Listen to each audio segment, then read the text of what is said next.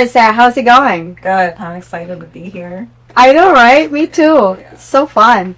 But yeah, welcome to Spotlight. So, why don't you share what is it that you do and who do you do it for? So I was divinely guided to get into sound healing. It wasn't something that I really tried to just force or make happen. It just happened naturally, and I just had an epiphany. Well, I went to this crystal shop in South Minneapolis by my friend's house called Awakenings, and they had some crystal singing bowls on display, and one of the people that worked there had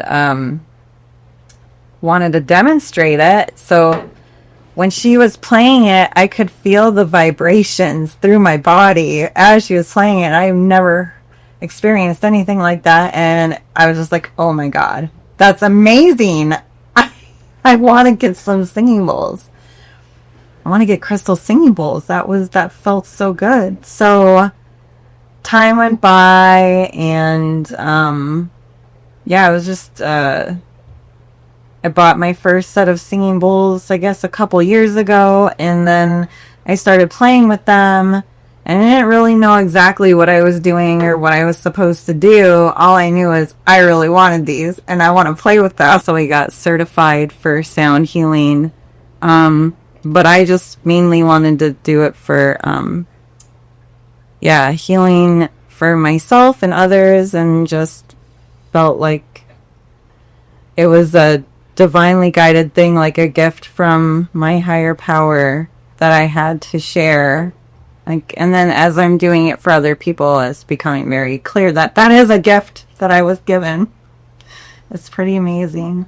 That's awesome. I love that, because that tells me that when we get a nudge, right, like a natural attraction to something, and it makes us feel excited and joyful. I think those are good nudges, right? And we need to follow that. And here you are. And so in your experience, personal experience, how do you do it? Like, do you play the crystal for yourself? And what has been the most profound change and transformation that happened because you started sound healing? Yeah, so I do play them for myself, but I also get the healing benefits when I heal others. So because the healing comes from source through me to whoever it is that I'm healing, I think the biggest transformation has been with myself, but I have seen it work in enormous ways in other people's lives. So it's very impactful. It does work. Just tell us just a little bit more about the different transformation that you've seen from having played this for people, for your clients and stuff like that. I guess one of the biggest transformations I've seen for one of my clients, using the Fibonacci tuning fork set. It's specifically used for trauma and addiction and anxiety and depression. It can sometimes cause things to fall away from you that are no longer serving your highest good, and it can be really uncomfortable. It brings up a lot of emotions that people might be stuffing down, that they don't want to feel, that they've been avoiding, and after a sound healing session, the universe will make things happen to trigger them to release those feelings that they've been bottling up, or things that they've been avoiding.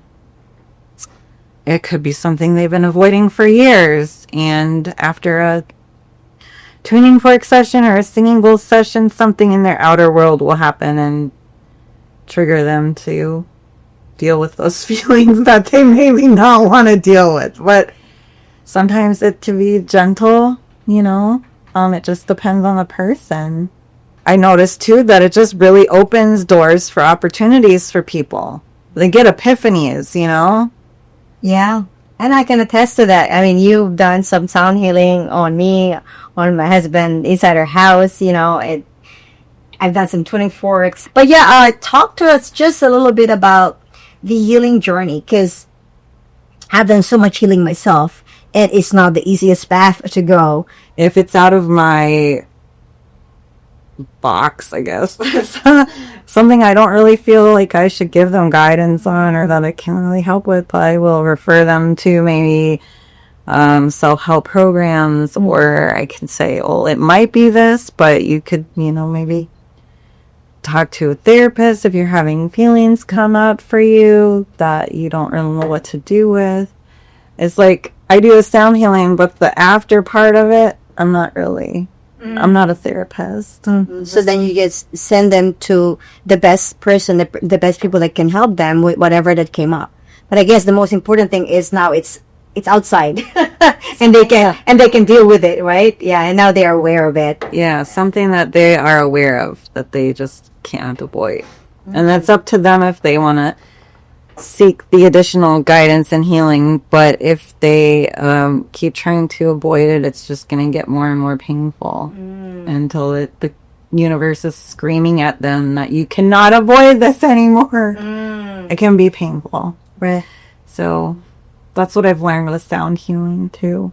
Is that sometimes the things that come up for me personally have been painful as well, but for other people, but it is really for their highest good, because once they do decide to address the elephant in the room or whatever, and they actually deal with it and they get on the other side, they're like, whoa, I feel so much better now. Why didn't I do that before? Why didn't I do that earlier? Oh my gosh. Yeah, it's pretty incredible. Are those the moments that you live for? Yeah, I guess. I'm just like mind blown. I get mind blown. I'm just like, really? I don't know how much of that was me or God, but so I just give it all to God. Because when I do heal people, I do ask, what are your intentions for sound healing? Do you have anything? And if they're like, no, I just want to relax, I just ask God's will, whatever is in their highest good, whatever God wants them to heal. That's what I pray for as I'm doing the healing. Or if they do have a specific intention, I also pray about that during the session too. Right. That's awesome. Yes, I think it's more powerful, especially when they have the intention of whatever they want to fix. But these are intelligent. This is frequency. They know where to go. They know what to do. They know what to fix right inside the system. So that's why I think it's just like super amazing. Like, oh my God, this one got fixed. This one got fixed. This one got fixed. Right. So awesome. Well, why don't you tell us a little bit about these beautiful crystals here and the little forks over there? What are the differences? Why do they have different colors? Why do they have different sizes? Yeah, so I have a crystal singing bowl set of 7 crystal singing bowls. Each one is tuned to the frequency of the universe, which is 432 hertz. And then each one is a specific note as well. And they're each tuned for each chakra. Each chakra has a note. So that's how the singing bowls work. And then the tuning forks, there's lots of different tuning fork sets. I have the Fibonacci scale here and the solfeggio scale as well, but the Fibonacci scale works off of mathematics, off of the spiral mathematically, which is and it's in a lot of things in nature, the spiral. Right, yeah. But it works with sound to help heal trauma and depression and anxiety. Healing really does happen from the inside out. And when you're using sound to heal, because everything is made of vibration, including your body, that's where it really gets to healing, is when it brings your brain and your heart into coherence, into the same vibrational alignment. So Yeah, there's lots of different tuning fork scales, but I just have 2 right now. And then they have auto tuning forks that are weighted that you can also put on the body. And you can feel the vibration through your body What? when you put it on you. So, like, you put it on you and then it creates a sound. You'd have to, like, hit it? You hit it and then you put it on your body and Uh-huh. you can feel the vibration through your body. And then I have one that I like to use on the heart chakra, which just helps to like bring your brain and heart into coherence, which is important if you want to be in alignment. Right. Vibrational alignment. If your head and your heart are constantly fighting, you are not going to ever get what you want. You're going to be always Dissonance. always confused. Yes, always confused. Awesome. So, what's the difference between the bowls versus the forks? Like, yeah, can you do either or do they have different effects? Yeah, so the singing bowls are really good for sound baths and for doing it for groups of people. It can also just be done one-on-one, but the tuning forks are really just for one-on-one. Mm-hmm. Awesome. Well, if you are to describe who the best person is to receive sound healing, who would that be? I prefer to work on people that struggle with mental illness just because I relate a lot in that area. And I know how well it's worked for me, but it also works with people that have physical ailments as well. Mm-hmm. But I think that people that struggle with addiction and trauma, and just mental illness and general anxiety, depression, would probably benefit the most from sound healing. Now, if you go back in time, let's just say, okay, you saw the singing bowls at the store, would you still make the same decision? Would you still buy it and go through the journey of now becoming, a healer, a sound healer? Yeah, I have no doubt at all. No doubt in my mind that this was definitely part of my journey. I would definitely pick it again.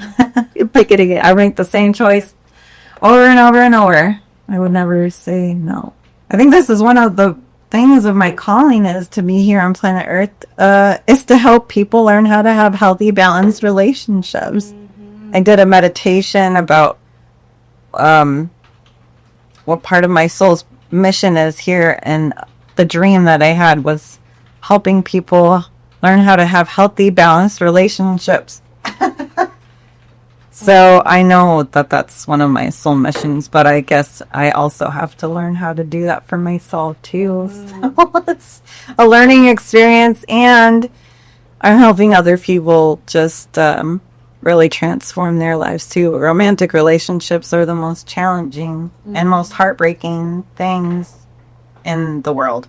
I married my exact opposite. I'm North Pole, he's South Pole. So everything's opposite. That's like the greatest teacher of them all. It's like that's literally a shadow of me. You know what I mean? And when I am able to transcend that evolve the ego from my husband's teaching me all of my shadow. Yeah. And suddenly that's when the relationship starts to evolve into a more beautiful, fruitful relationship, right? When you treat it as a mirror to your consciousness and you are conscious, and you're not running out of an unconscious program from your childhood, you're really able to grow a lot spiritually. Yes.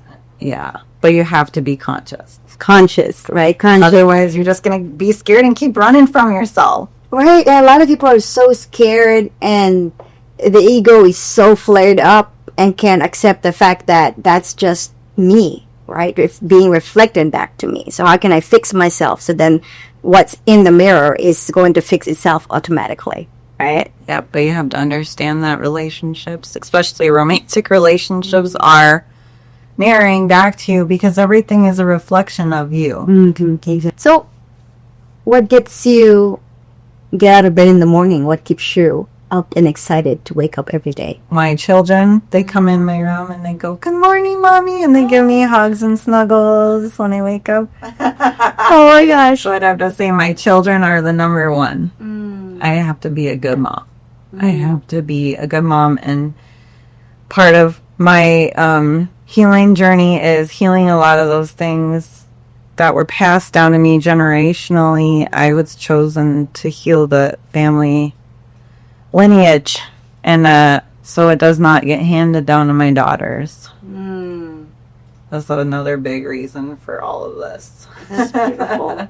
That's like we're breaking chains, right? Yeah, it is. Breaking chains. We're breaking chains. Well, if you have one motivational, aspirational advice, something that you wish more people know about, what would that be? You need to learn to stay in the present moment, because everything in your past is not happening now, and everything in the future is not happening now. You're just, when you think about the past, you either get depressed or sad, or if you're thinking about the future, you get worried or anxious. And if you're always worried about, oh, I'll be happy when this happens, I'll be happy when this happens, I'll be happy when this happens, and then that thing comes, and then you're like, I'll be happy when I get this now, I'll be happy when I get this now. You're never going to be happy. Ever. If you're always looking for the next best thing, you're never going to be happy. You have to learn to be in the present moment and use your 5 senses to ground yourself back into reality. Get out of the mind. Quit overthinking everything. Like, people are way addicted to thinking. Like, thinking is an addiction. Because you're always thinking about the past or the future. When are you ever just sitting in the present moment? Like right now, we're just sitting in chairs talking about the present moment. That is the present moment. Love it. That's literally what we're doing right now. That's reality. When you're thinking about the future, you're not living in reality. When you're thinking about the past, you're not living in reality. The now, every second that ticks on the clock, now. That's reality. 1 second ago is the past. Now.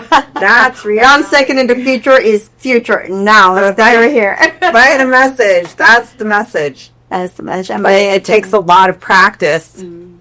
Oh my God, it's so hard. Yep. It takes a lot of our will. And the thing is, it's free will. It's free. You always have free will. Awesome. Well, thank you for joining us today. It's been lovely. And that's it. Thanks for having me. You're very welcome. Okay. So this is for the crown chakra. It's the highest note.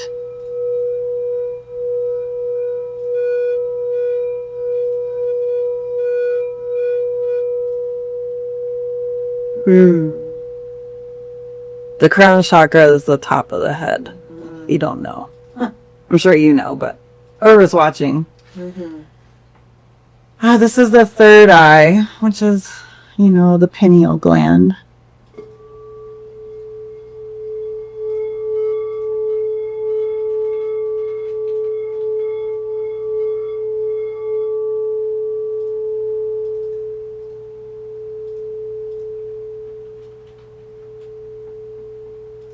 That's so good. And then this is the throat chakra, which helps with clear communication. And I think a lot of people in our society have blocked throat chakra. Oh, I need that. You have a hard time speaking their truth.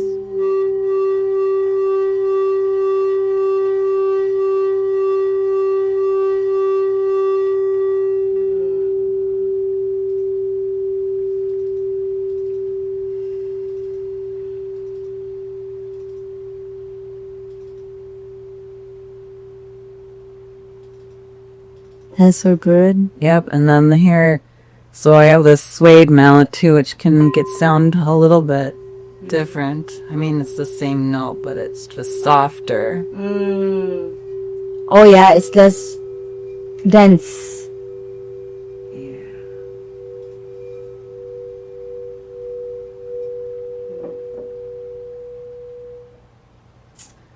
What about the forks? Yeah, so these, we'll just play these ones, but it's a low C and a high C.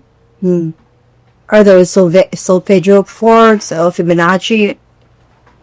These are part of the solfeggio and the Fibonacci. Oh, okay.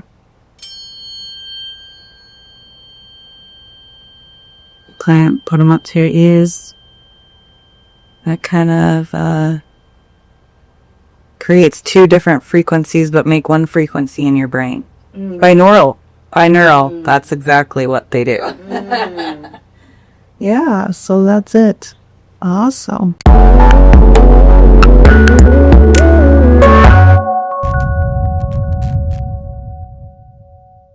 Hey, it's Will with the Podcast Crew team. Spotlight is a vidcast shot at the Podcast Crew Studios in Minneapolis. We would love for you to be our guest.